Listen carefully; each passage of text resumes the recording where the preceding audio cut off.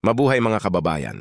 Lalo na sa ating mga senior citizens na matagal nang naghihintay ng magandang balita. Kung ikaw ay senior citizen o may mahal sa buhay na senior, kailangan mong mapanood ang video na ito hanggang dulo. Hindi ka maniniwala sa balitang ito. Tama ang inyong narinig. Ang Universal Social Pension para sa mga senior citizen ay opisyal ng naging batas. 6 na buwan para sa ating mga nakatatanda. Ispin mo ang magagawa ng halagang ito para sa pagkain, gamot, pambayad ng bills o pangregalo sa mga apo. Marami sa ating mga lolo at lola ang naghihirap dahil sa tumataas na presyo ng bilihin. Ngunit ngayon may bagong pag-asa. Ngunit may mga importanteng detalye na kailangan mong malaman. Sino ang kwalipikado? Kailan magsisimula ang pamamahagi? Paano mag-apply? At ano ang mga pagbabagong idinagdag sa dating plano? Huwag mag-alala kung nakakalito. Sa video na ito, ipapaliwanag ko ang lahat ng kailangan mong malaman tungkol sa bagong batas na ito sa paraang madaling maintindihan. Kung gusto mong malaman ng eksaktong schedule kung kailan at paano mo matatanggap ang pensyon na ito, patuloyin ang panoorin ang video na ito. I-share mo rin ito sa mga kakilala mong senior citizens para matulungan silang makatanggap ng benepisyong ito. I-click ang subscribe button at notification bell para updated ka sa mga susunod na balita tungkol dito. Simulan na natin ang detalyadong pagtalakay. Salamat sa patuloy ninyong panonood mga kababayan. Ako po si Agustin at tulad ng ipinangako ko, bibigyan ko kayo ng kumpletong detalye tungkol sa pinakahinihintay na Universal Social Pension para sa ating mga senior citizens. Ito na ang sandaling hinihintay ng marami sa ating mga lolo at lola, ang opisyal na pagpapatupad ng 6 na buwan ng pensyon. Tandaan na ang panukalang ito ay matagal nang pinag-usapan at pinagdebatihan sa Kongreso at Senado. Maraming bersyon ang lumabas, iba't ibang halaga ang nabanggit, at maraming nagtatanong kung kailan ba talaga ito magiging batas. Ngayon, masasabi na nating opisyal na ang Republic Act No. 11/1916 o ang Universal Social Pension Act ay nalagdaanan ng Pangulo at simula ng maging. Siguradong ang unang katanungan sa isip ninyo ay sino ba talaga ang makakakuha nito? Hayaan ninyong linawin ko. Ang Universal Social Pension ay para sa lahat ng Filipino. Citizens na edad 60 pataas. O tama ang inyong narinig, 60 pataas. Hindi sex na gaya ng dating proposals. Ito ay isang malaking pagbabago mula sa dating social pension program na available lang sa mga indigent senior citizens. Sa bagong batas na ito, lahat ng senior citizens ay kwalipikado, anuman ang kanilang socio-economic status. Ngunit may ilang mahahalagang kondisyon pa rin. Una, kailangan kang permanenteng residente ng Pilipinas. Ibig sabihin kung ikaw ay nakatira sa ibang bansa at bumibisita lang sa Pilipinas, paminsan-minsan hindi ka kwalipikado. Pangalawa, kailangan ikaw ay nakarehistro sa Office for Senior Citizens Affairs OCA ng inyong lokalidad at may valid Senior Citizen ID. Kaya kung wala ka pang Senior Citizen ID, ngayon na ang tamang panahon para kumuha. Ngayon, pag-usapan naman natin ang pinakaabangan ng schedule ng pamamahagi ayon sa Department of Social Welfare and Development. DSWD, ang implementasyon ng programang ito ay gagawin sa phases. Unang fee ay magsisimula sa month ngayong taon. Sa unang fee na ito, bibigyan ng prioridad yung mga senior citizens na edad 18 na pataas at ang mga may malubhang karamdaman or disability. Sa ikalawang phase naman na magsisimula sa month, isasama na ang mga senior citizens na edad 7 hanggang 7C. Ang sa ikatlong phase na magsisimula sa month, isasama na ang mga edad 6 hanggang 6 na si marami sa inyo. Ang nagtatanong paano kung kasalukuyan? Akong nakakatanggap ng ibang pensyon gaya ng SSS or GSIS. Magandang tanong yan. Ayon sa bagong batas, maaay kang makatanggap ng Universal Social Pension. Kahit na meron ka nang natatanggap na pensyon mula sa SSS, GSIS o ibang pension systems. Ibig sabihin ito ay dagdag sa anumang pensyon na maaaring natatanggap mo na. Ngunit may ceiling amount kung ang kabuwang pensyon mo mula sa lahat ng sources ay lumampas sa PH0. Bawat buwan, maaaring magkaroon ng adjustment sa halaga ng Universal Social Pension na matatanggap mo. Nakaka-excite isipin kung gaano kalaking tulong ito para sa ating mga senior citizens. Hindi ba? Isipin mo save na bawat buwan halos 2 kada araw. Pwede itong ipambili ng isang linggong groceries, pambayad ng kuryente at tubig o pambili ng mga maintenance na gamot. Para sa maraming senior citizens na umaasa lang sa tulong ng kanilang mga anak o sa maliit na pensyon, ito ay malaking ginhawa. Ngayon, pag-usapan naman natin kung paano mag-apply. Kahit na automatic na kwalipikado ang lahat ng senior citizens, kailangan pa rin ang proseso para ma-verify ang inyong identity at ma-set up ang sistema ng pamamahagi. Ang DSWD kasama ang OSCA sa bawat lokalidad ay maglulunsad ng nationwide registration program. Ang mga senior citizens ay kailangang magparehistro sa kanilang lokal na OSCAR office. Magdala lang ng valid senior citizen ID, birth certificate, o anumang valid government ID na nagpapatunay ng edad at proof of residence gaya ng billing statement o barangay certificate. Ang maganda sa bagong sistema, meron ding online registration, option para sa mga pamilya na gusto tulungan ang kanilang senior members na magparehistro nang hindi na kailangang pumila sa mga opisina. Maaaring bisitahin ang official website ng DSWD at sundin ang mga instructions para sa online registration. Ngunit kung hindi kayo komportable sa online applications, huwag mag-alala, ang traditional face-to-face registration ay available pa rin. May mga nagtatanong din kung cash ba talaga ang ibibigay o may ATM card. Ayon, sa DSWD, magkakaroon ng dalawang options para sa distribution. Una, through accredited banks kung saan bibigyan kayo ng cash card para sa monthly withdrawal. Pangalawa, through direct payout sa designated payout centers para sa mga walang access sa banking services o hindi komportable sa paggamit ng ATM. Ang bawat lokal na pamahalaan ay magtatakda ng schedule para sa direct payout. Kaya importante na updated kayo sa announcements ng inyong lokalidad. Naalala ko tuloy ang kwento ni Lola Middle mula sa aming barangay. Si Lola Medideng ay 78 years old na at matagal.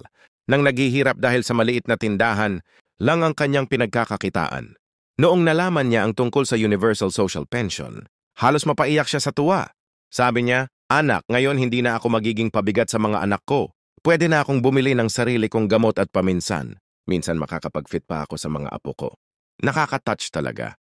Ang ganitong mga kwento at ito ang dahilan kung bakit mahalagang i-share natin ang balitang ito sa lahat ng senior citizens na kilala natin na ngayon. Pag-usapan naman natin ang ilang mahahalagang pagbabago mula sa dating social pension program.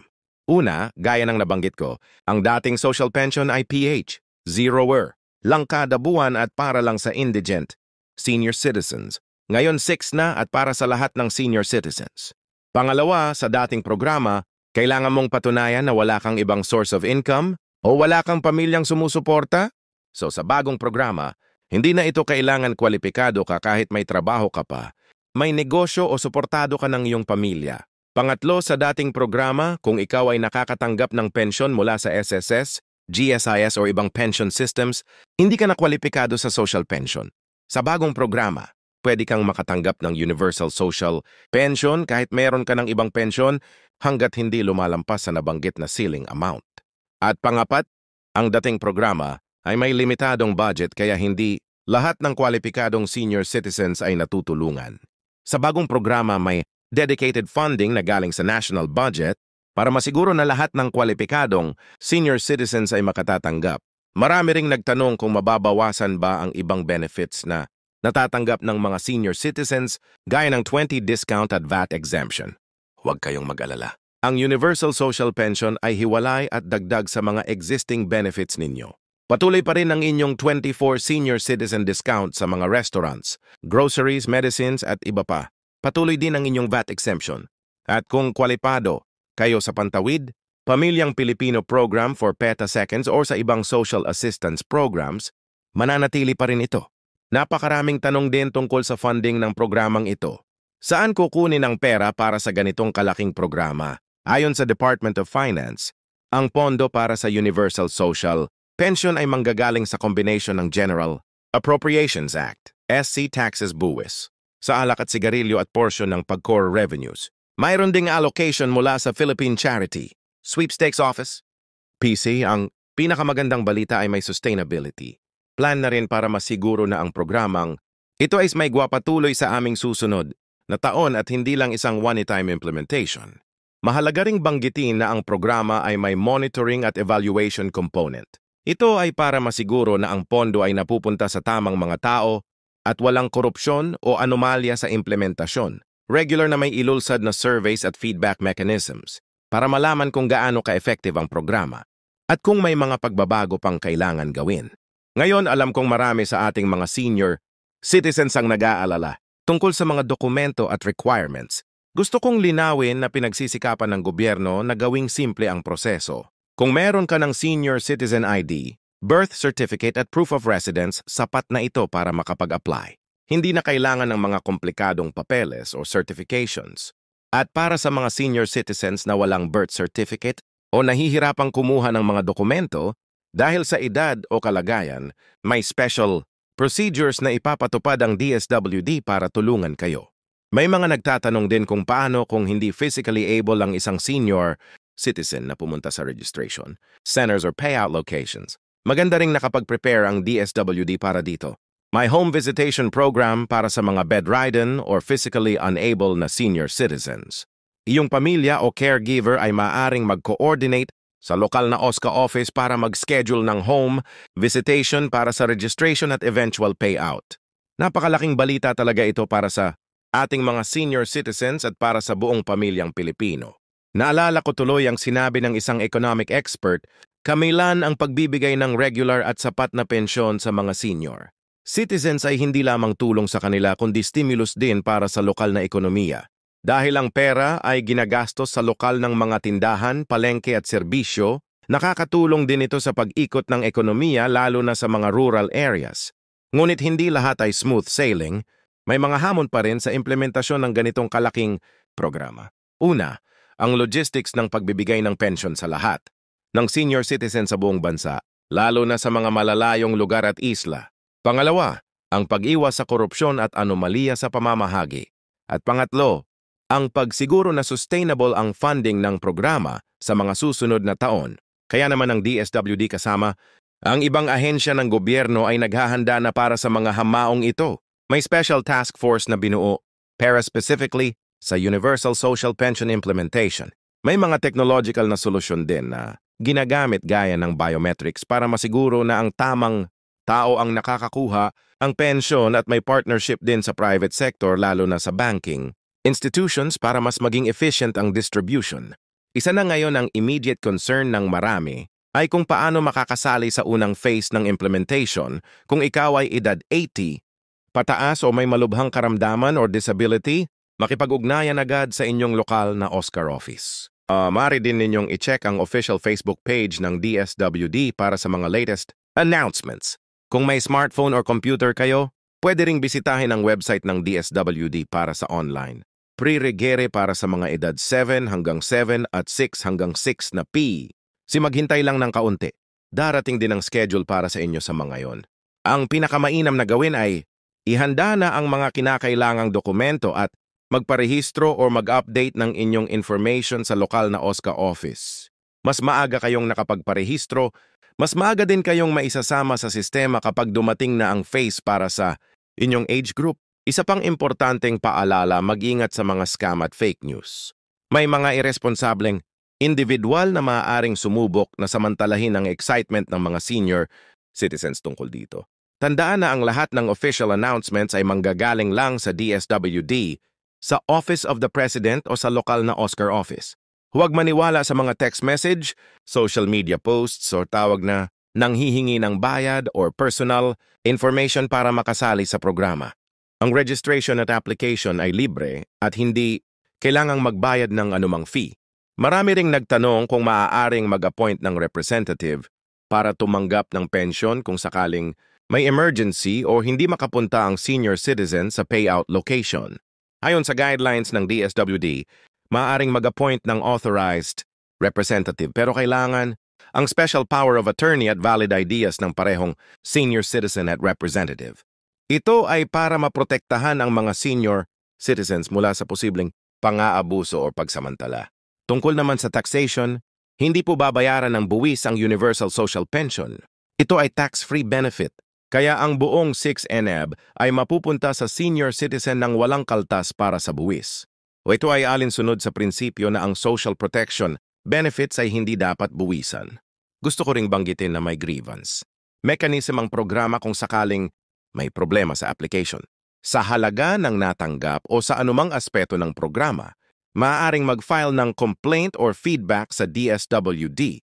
May dedicated hotline at email address para sa mga concerns tungkol sa Universal Social Pension. Tandaan na karapatan ninyong malaman at matanggap ang tamang benepisyo, kaya huwag magatubiling mag-report kung may nakikita kayong problema o anomalya. Ang Universal Social Pension ay resulta ng maraming taon ng advocacy mula sa mga senior citizen groups, social protection advocates at concerned citizens.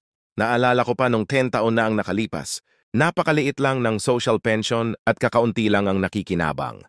Ngayon nakikita natin kung paano nag-evolve ang social protection sa Pilipinas mula sa charity-based approach patungo sa rights-based approach, kung saan kinikilala na karapatan ng lahat ng senior citizens ang magkaroon ng dignified life sa kanilang pagtanda. Napaka-importante rin ang role ng pamilya sa pagsuporta sa ating mga senior.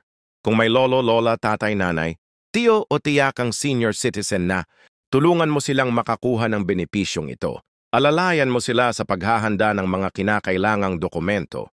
Samahan mo sila sa mismong registration. At kung kinakailangan, tulungan mo rin sila sa pag-access ng kanilang pensyon. Tandaan, ang pagtulong sa mga nakatatanda ay hindi lamang isang obligasyon. Ito rin ay isang pribilehiyo.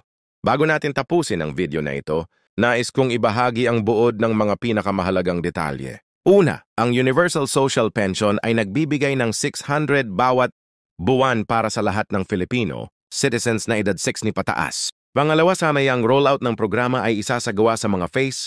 Unahin ang mga senior citizens na edad 80 pataas at yaong may malulubhang kondisyon.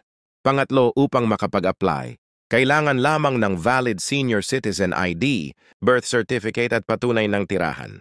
Pangapat, maaari ka pa ring makatanggap ng pensyon kahit may kasalukuyang natatanggap mula sa SSS o GSIS, basta't hindi lalampas sa itinatakdang income ceiling. Para naman sa mga nanonood na hindi pa senior citizen, pakishare ang video na ito sa inyong mga kaibigan o kamag-anak na senior citizen para malaman nila ang tungkol sa programang ito. At para sa mga senior citizens na nanonood ngayon, sana ay nakatulong ang video na ito para mas malinawan kayo tungkol sa Universal Social Pension at kung paano estimating magbigay ng benepisyo sa inyo. Tandaan, ang pagkakaroon ng financial security sa panahon ng pagtanda ay isang karapatang dapat tamasahin ng bawat Pilipino at ang Universal Social Pension ay isang hakbang patungo sa layuning ito. Maraming salamat sa panonood. Kung may katanungan pa kayo, huwag mag-atubiling mag-comment sa ibaba. Sisikapin kong sagutin ang bawat isa. Huwag din kalimutang i-like ang video na ito, mag-subscribe sa channel at i-click ang notification bell para laging updated sa mga susunod naming balita tungkol sa Universal Social Pension at iba pang mahahalagang programang para sa mga senior citizens. Hanggang sa muli nating pagkikita sa susunod na